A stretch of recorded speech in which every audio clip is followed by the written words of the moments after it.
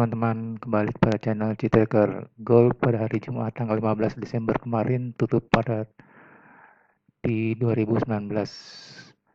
Kalau kita lihat di time frame weekly, maka akan terlihat bahwa gold membentuk candle indecision yang mana gold bergerak dari range sekitar 1980 sampai dengan 2047. Jadi ini untuk candle weekly membentuk candle indecision. Jadi bergerak sideways dengan pola range yang cukup lebar. Kemudian kita lihat lagi kepada mode daily. Nah, kita lihat pergerakannya dari Jumat kemarin masih membentuk pola bearish yang mana untuk seminggu ke depan gold akan berpotensi untuk bergerak bearish.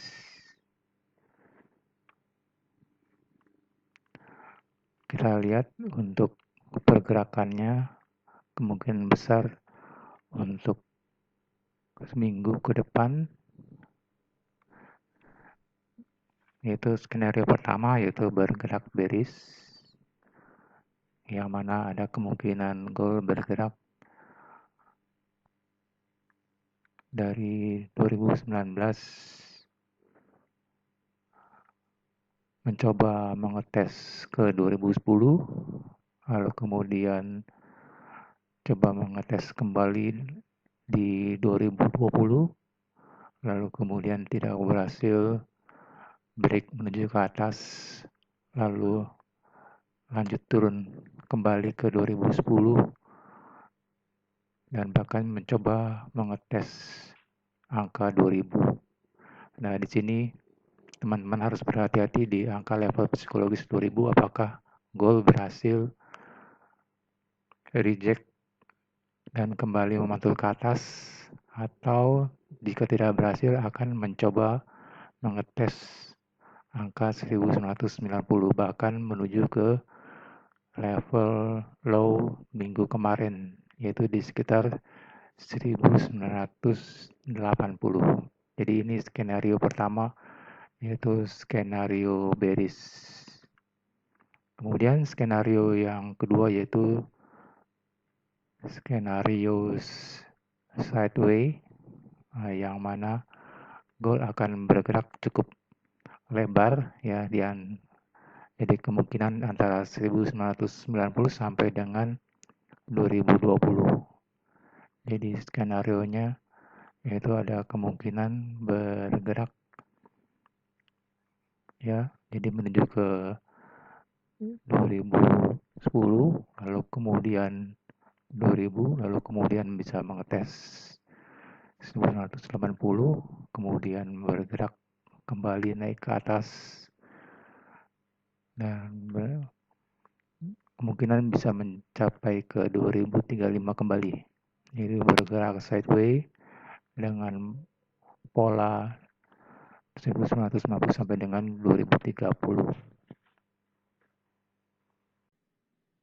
Kemungkinan ketiga yaitu XAUUSD atau gold bergerak bullish kembali, yaitu kemungkinannya yaitu gold mengetes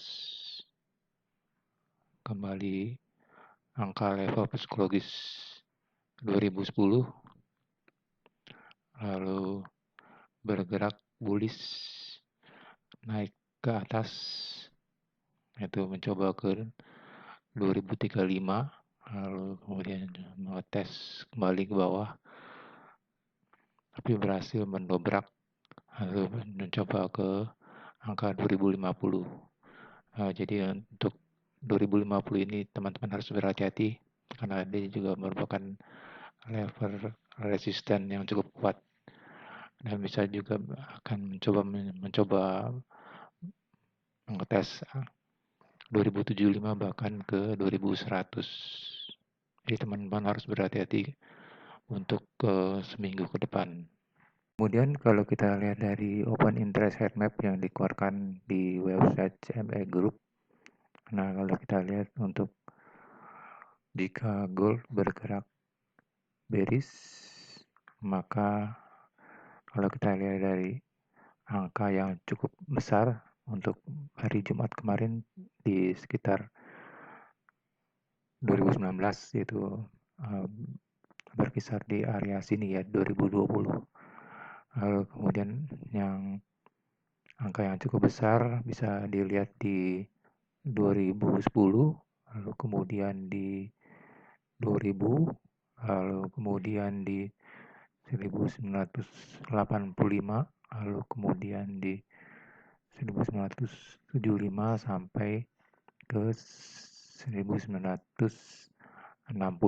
Jadi ini angka-angka level yang kita lihat kalau gold bergerak bearish. Sedangkan kalau gold bergerak bullish bisa kita lihat untuk level-level 2020 sampai dengan 2025, lalu kemudian di 2030, lalu kemudian di 2040, lalu kemudian angka yang cukup banyak itu di 2050. Jadi ini beberapa level-level penting dari gold yang kita lihat dari open interest heat map yang dikeluarkan oleh CME Group. Kemudian kalau kita lihat news untuk di seminggu ke depannya relatif sedikit ya karena sudah mendekati libur Natal dan Tahun Baru. Nah, kalau kita lihat news yang high impact itu terdapat di hari Selasa, yaitu ada dari Kanada yaitu inflation rate, lalu kemudian dari Amerika yaitu US Building Permits yang diprediksikan menurun. Lalu kemudian pada hari Rabunya tanggal 20 Desember itu ada berita dari Inggris yang mengenai inflasi yang diprediksikan juga menurun. Ya, ini akan menyebabkan pelemahan pada pound sterling kemungkinan. Lalu kemudian pada hari Kamisnya yaitu ada berita dari Amerika yaitu GDP growth rate yang diprediksikan menaik. Jadi jika angka ini muncul sesuai dengan konsensus atau bahkan lebih besar akan menyebabkan kenaikan pada DXY atau USD itu sendiri.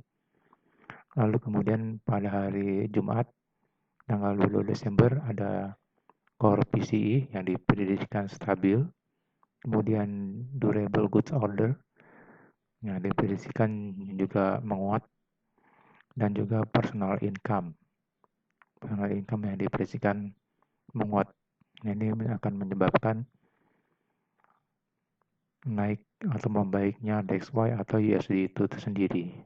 Jadi teman-teman harap berhati-hati untuk seminggu ke depannya yang mana pasar akan mulai sepi karena mendekati libur Nataru. Nah, akan menyebabkan untuk pergerakan marketnya akan cenderung agak sepi. Terima kasih teman-teman atas perhatiannya.